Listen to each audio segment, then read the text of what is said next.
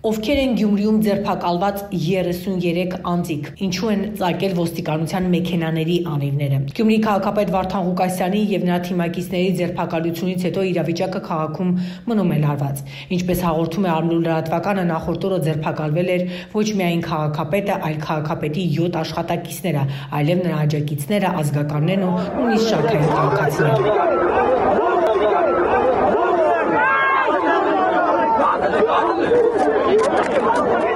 Քննչական կոմիտեից պաշտոնապես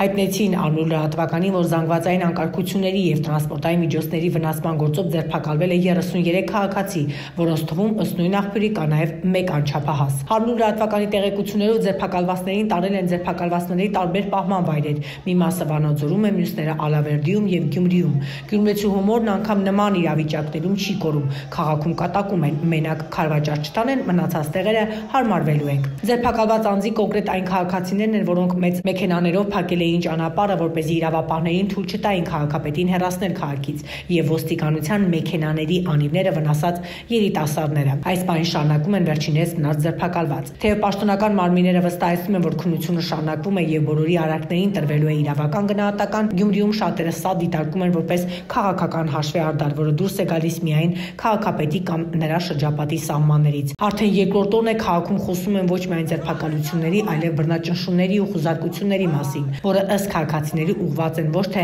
անկարգությունների մեղավորներին, իրավապահների գործունեությանը խոչընդոտողներին բացահայտելու, այլ քաղաքապետին աջակցող ցանկացած մարդու նկատմամբ ճնշում գործադրելու։ Հավելենք, որ քաղաքապետ Ղուկասյանի հետ ձերբակալված 8 անձանցից 5-ի նկատմամբ կալանքը որպես խափանամիջոց կիրառվելու վերաբերյալ միջնորդությունների ներկայացվել դատարան, որոնցից համայնքի ղեկավար Ղուկասյանի նկատմամբ ընտրվել է կարանք, կաշառք տվողներից մեկի նկատմամբ տնային կալանք, իսկ մյուսների մասով քննությունը շարունակվում է։